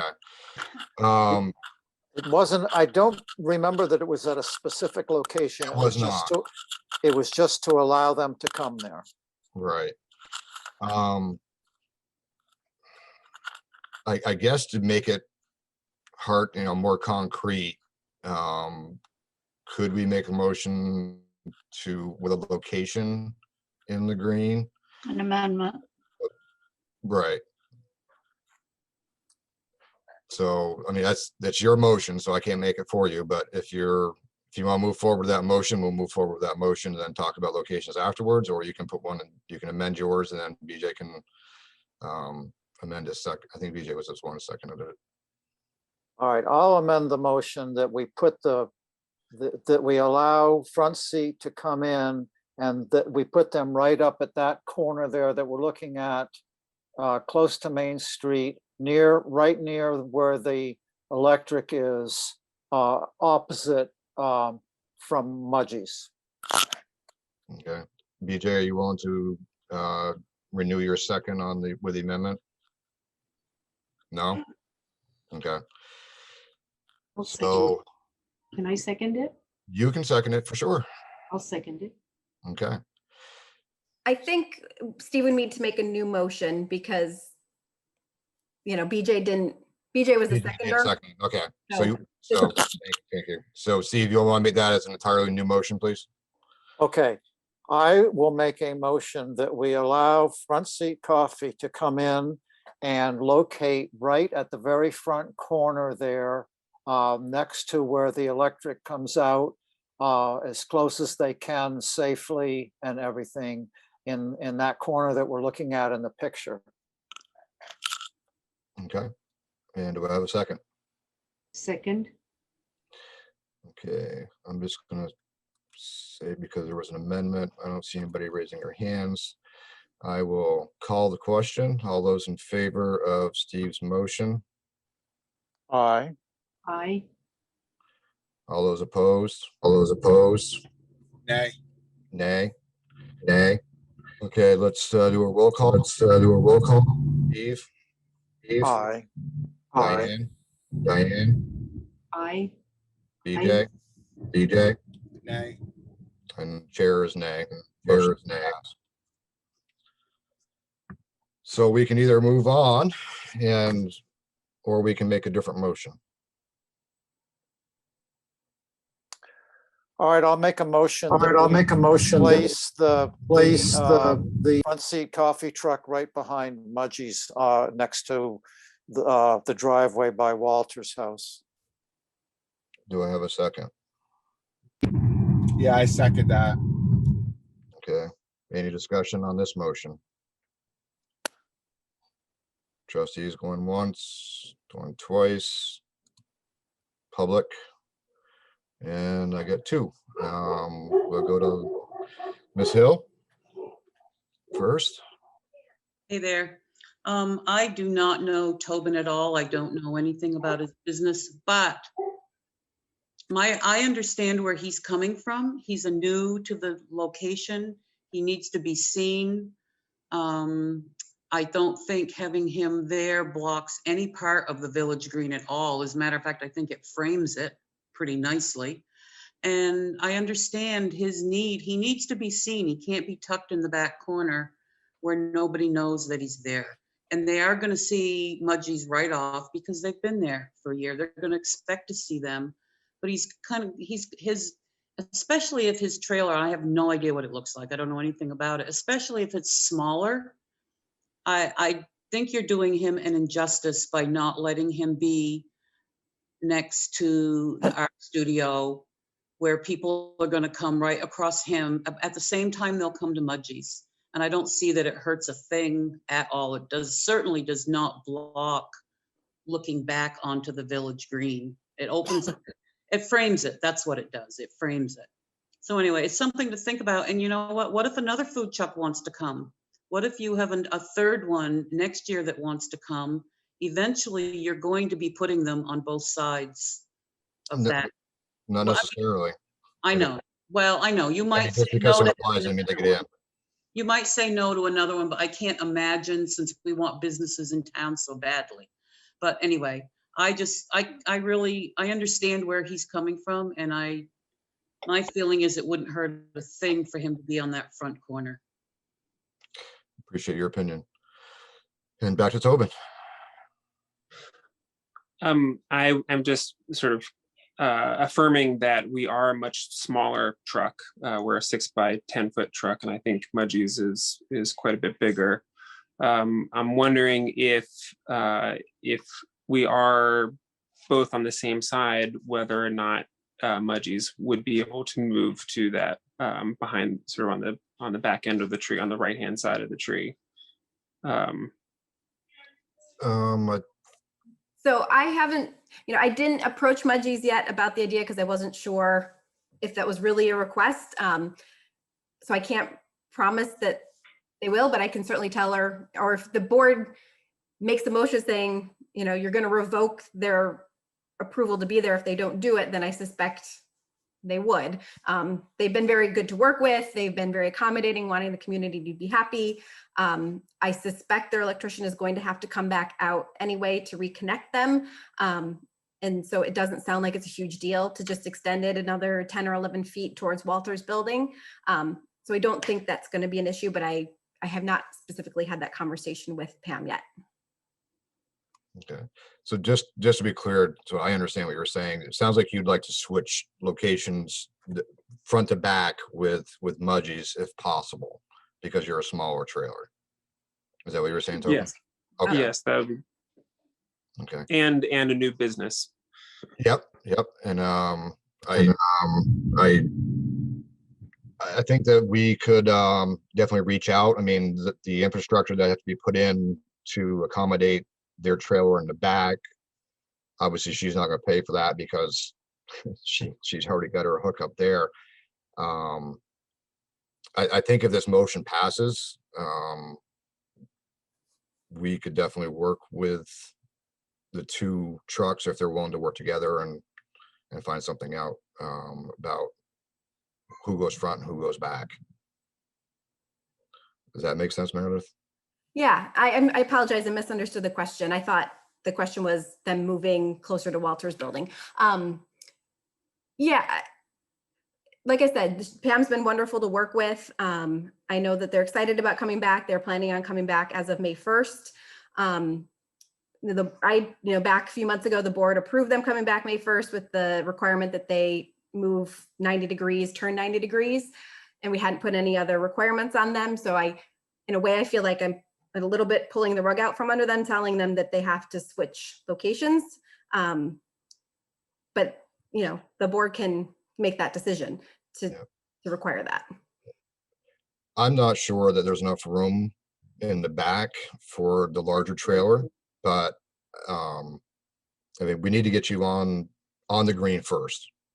And then we'll take a consensus of the board and see if everybody is, if the two vendors can work out, you know, one going in front of the other. I'd be open, personally, we'd be open to allowing that, if that makes sense. Tobin, is that, you know, right now we had that spot behind open for you, if that's what we choose to vote when this motion is called. And then just personally, I'd be open to you talking with the other vendor and working something out. I'm more than open to listening to that. Is that fair enough? Can I ask the board if for sort of a pre-approval, if I am the on the sort of backside of that, of the one on with the space on the right, can I ask for pre-approval for a sign that can go on the street side? Yep, I don't see why we can't do that. So we have a motion. Can you read me the motion, Meredith? Do you have it? I don't, but I think Steve's motion was to allow Front Seat Coffee to operate from the Village Green, adjacent to the Mudgee's location, parallel with Walter's building. Steve, you want to add and allow a he indicated 2 foot by 2 foot sign, or to allow Yeah, absolutely. allow a reasonable sign in front for him? Correct. Yes, I will add that, that we will allow at least we will allow a 2 foot by 2 foot sign that would, I guess, be on near the end of Mudgee's, or between Mudgee's and the sidewalk, that would indicate where the coffee truck is. There's a second one to agree to the amendment. We agree to the amendment. Hey, Will, I have a question for you. Yes, sir. Should we put that, Yes, sir. Should we put that motion for whoever is in the back, in case it's Munchies or whatever it is, or him, whoever's on the back side would be able to get the sign? Let's deal with getting him. Let's deal with getting him on the green. Gotcha. We're all reasonable, so we know that if they end up working out an agreement where they switch, you know, obviously we can deal with that bridge once we cross it. How's that? Is that all right? BJ? Oh, I muted him because of the back. I'm sorry, BJ. Here. That's all right. I'll second that motion, and yeah, that's fine. Okay. All right, so we have a motion and a second. All right, so we have a motion and I'm not seeing any other discussions. So the motion to move forward would be to allow Tobin on to the green on the same side as Mudgee's on the Walter Pomeroy side of the green, perpendicular to the road, and allow him a sign. Kind of paraphrasing there. Everybody understand the question? Yes. Everybody in favor of said motion, say aye. Aye. Aye. Aye. BJ got an aye? Aye. Yep, chair says aye, motion passes. So that's, yeah, so Tobin, you're in, and we're definitely open to working with the other vendors, seeing which you can work together on that. Will and Meredith. Great. Wouldn't it be helpful if a couple of us trustees and maybe Troy and the two truck owners could all get together sometime down there and kind of actually be there and measure things? Yep. I'm willing to do that. Awesome. So I will, I'll connect Tobin and Pam, you know, so you guys can, I'll probably first call Pam and give her a rundown on everything we discussed, and then I'll email each other contact information. So, and then I agree, Steve, it'd be great to set something up so we can have everybody on the same page. And I know that needs to happen quickly. Yeah, if you could loop me into that too. I mean, I think Steve needs to be there, but if I can at all, I would like to show up and just be the second person there, just kind of listen to what's going on. Be the second person there, just kind of listen to what's going on. Okay, so that's done. So Meredith, I think you have an update on the BLM banner. Yep. Placement Yep. and Just permit application. quick update. So I think Diane and Steve went out and looked at locations, and I think staff has sort of come to the same conclusion as you, that probably the best location, or really the only suitable location, I shouldn't say the best, the only suitable location in terms of poles being across the street from each other is in front of Sterling Market.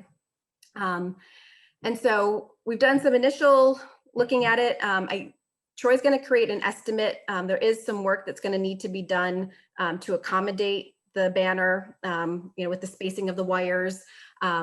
We have reached out to Consolidated Communications to get their sign off on it. So expect that soon.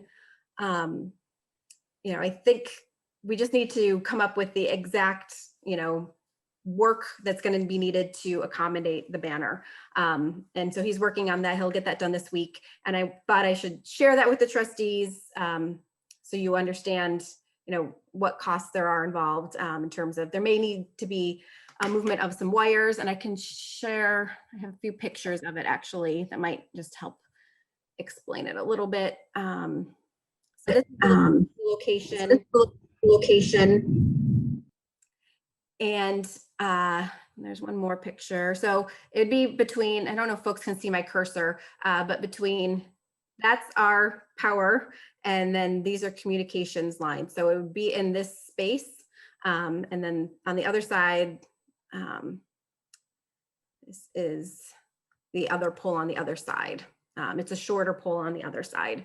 And so what we need to specifically understand is, confirm that there's enough room in here and that we don't have to move any lines to accommodate it. And then there's hardware, there's guy wires that are put up to accommodate the banner. So we'll work on that this week, and I will Meredith, work on this week, and I will.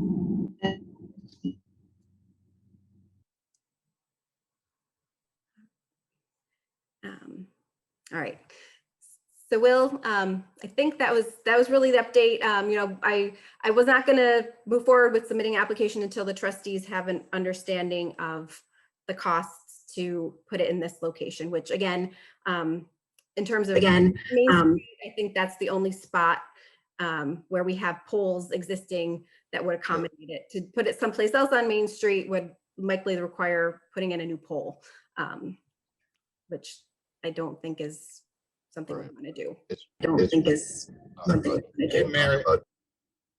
So thank you for the update. I would say, I would hope that we could have a cost sheet on that by our regular meeting. Yeah, absolutely. Okay. And I know BJ was trying to chime in, and I muted him again. So I'm sorry, BJ. No, that's all right. I was basically going to ask what Will just asked. So we have the cost on that. The people that put up the banners don't pay for that themselves. No, I think that this is the village project. Okay, and where is that money coming out of? That's something we'll have to talk about that. So I'm sorry, Meredith. I mean, so basically we've got to, at our next regular meeting, we'll know what we're dealing with. Is it $10 or $1,000? And then at that point there, we'll need to find out where the funds can come from or not. So correct me if I'm wrong, Meredith, but that's the stance that the chair wants to take. Yeah, I think that that's accurate, that we've determined that that height is high enough to meet the state requirements, that the bottom of the banner has to be at least 16 feet 6 inches off the ground. So this, I think, is definitely above that. When we want there to be even more space, because we've had incidents in the past where trucks log trucks or trucks with large booms have come by and caught things, and then there's an argument, oh, your wire was too low. And so if we can have it higher and give ourselves buffer to prevent, an accident or liability or just an argument about who was at fault, I think it's better to have it higher. So yeah, I think we just have to do the final sort of rundown of what the cost is going to be to accommodate it in that location. So this is not an action item. So I see two hands that are up. If you have statements, Jackie, if you get a quick statement, I'd like to hear it. Yeah, thanks, Will. I do have a quick statement because I just feel compelled to speak right now. It's not about this banner. We're all a party to some, I think, just a really unsafe and unprofessional situation right now. We have a member of the trustees driving around in his car, not focused on this meeting, not focused on the road that he's driving on with other vehicles. I mean, this is just unprofessional and unsafe, and we deserve hey, let me finish that. Let me finish that.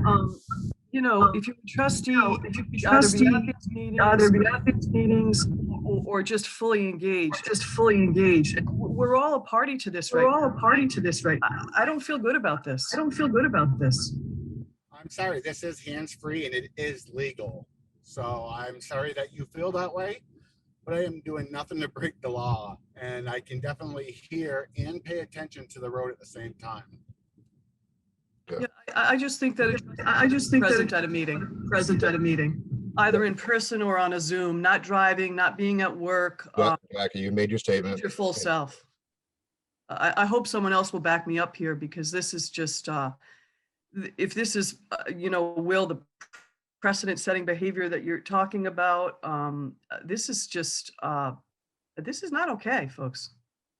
Okay. Thank you for your statement, Jackie. And Ken, you have a quick statement? Yeah, I was just to go with Jackie's statement. It is hands-free, it is legal, so that means it's okay. But also, when this banner's put up, besides the budget, I'm assuming the village would assume liability while this banner is up. If we put it up, I'm assuming a liability on the bill. Would that be correct? Yeah, I would say yes, that we're taking on liability if we're putting it up, and we're attesting to the state that we're putting it up safely and according to their standards.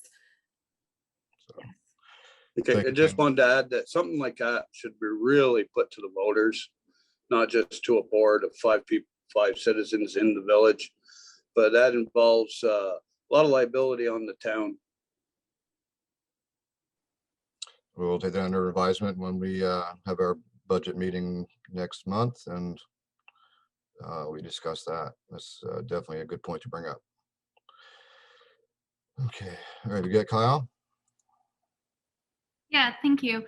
I just wanted to make 2 points. One, to back Jackie up in what's going on with BJ. I've just never seen anything like this before.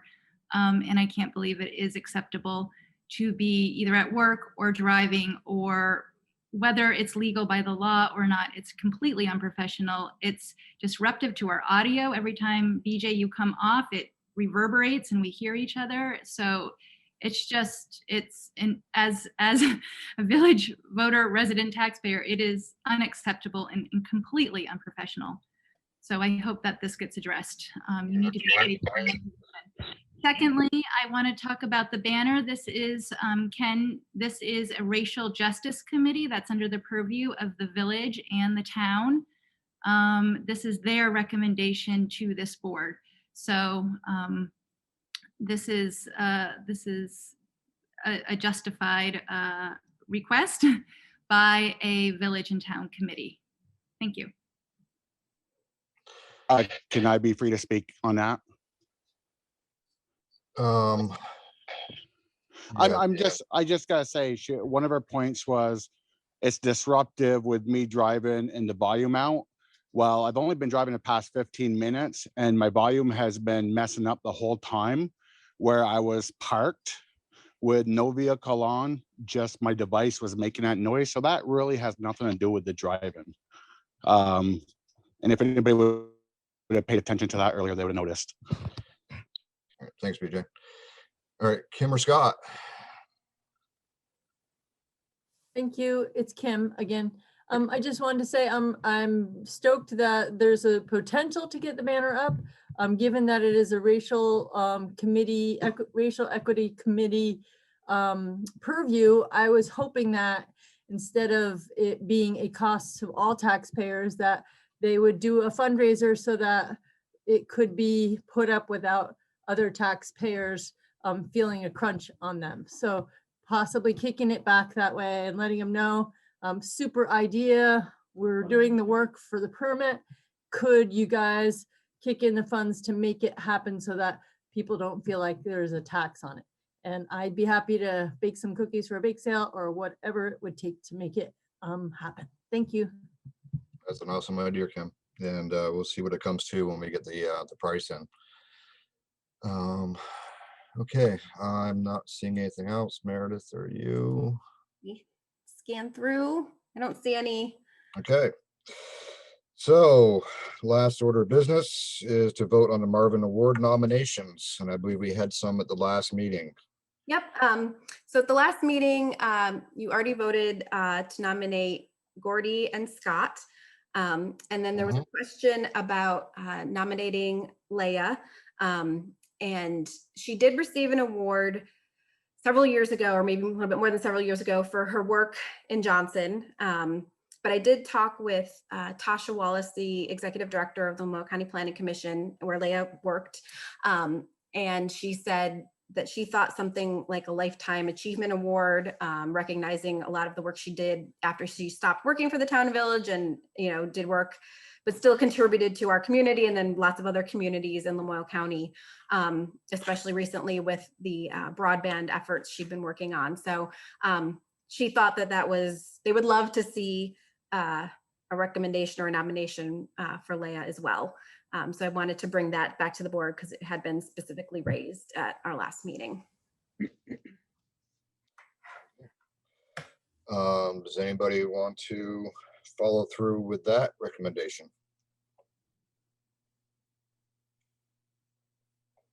Yeah, I'd like to nominate Leah for include her in the Lifetime. I don't know if this is separate from the Marvin Awards, though. I'm confused. So it would be nominate her under the Community Service Marvin Award, and I think it would just sort of be in recognition of all that she did throughout her life. So it'd be a Marvin Award. Sorry for being confusing. Okay, I would like to nominate Leah Kildava. Is that how you pronounce? I don't know how to pronounce her last name. Yeah. For the Lifetime Achievement Marvin Award for all the service she's done to the community, the broader community. I'm actually going to step out of chair position. I'm going to second that. So any discussion about Leah being nominated for the Marvin Award for the trustees? I think it's a great idea. I think she deserves it. And can't we nominate more than 1 or 2 or 3 people? We've done, this will be the third one so far. Okay. Because I would like to nominate somebody else. Okay, well, let's get through this motion and then we'll hear yours. Super. Okay, so anybody on the trustee board have any participation in the discussion of this? If not, I'll move to Kyle. Great, thank you. Meredith, thank you for looking into that. I put that idea forward and I'm really appreciative that you followed through with that. And her last name is Klovakieva, just so you know. Thank you. You're welcome. Thank you for nominating. All right, seeing no more discussion, I'll call the question. All those in favor of nominating Leah signify with an aye. Aye. Aye. Aye. And chair votes aye. It's unanimous. She goes into the mix. And Diane, you said you had a nomination? Yeah, I want to put Lois Fry on the Marvin Award nomination, because she's been on the Conservation Committee for 16 years. I don't think she's missed a meeting. She's amazing. And I think she's done so much for our town for so many years. And I think it's really, I think it would be a really great thing for her. She deserves a recognition, and the fact that she nominated, that she acknowledged the nomination with all of the people that are on the commission, I thought that was really generous of her. So I think it would be great to put her name in. Second. Can I get a second? I'll second. Simultaneous. We'll say Steve beat you on that one, BJ. So any comments about Ms. Fry? Going to go once. I'm going to go twice. I'm going to call the question. All those in favor? Aye. Aye. Aye. Chair votes aye. Motion passes. Okay, so I guess we'll just do anybody else, can anybody they want to nominate for the Marvin Award on the last item in our agenda? I'm going to take a look. I'm going to go once. I'm going to go twice. Third time's a charm. We are all set with that. Any other business to discuss? Anybody in the chair have any, or anybody in the trustee committee have anything they want to discuss? Other business? Going once? Going twice? Anybody in the public have anything they want to discuss? Kenny, looks like you got something. Yeah, I just wanted to clarify. I wasn't knocking the banner. I wasn't doing anything bad. I was just asking about liability to the village. No, it's a responsible thing to do. Any other business before this board tonight? Going once, going twice. I will entertain a motion to adjourn. I make a motion to adjourn this There she meeting. goes. Okay. I'm going to put it out to a vote. All those in favor of adjourning this meeting, say aye. Aye. Aye. And it's unanimous. Thank you all for showing up. Appreciate it, everybody. Good night, everyone. Thank Good you. night, Steve. Good night. Good night, guys. Good night, BJ. Bye, John Boy.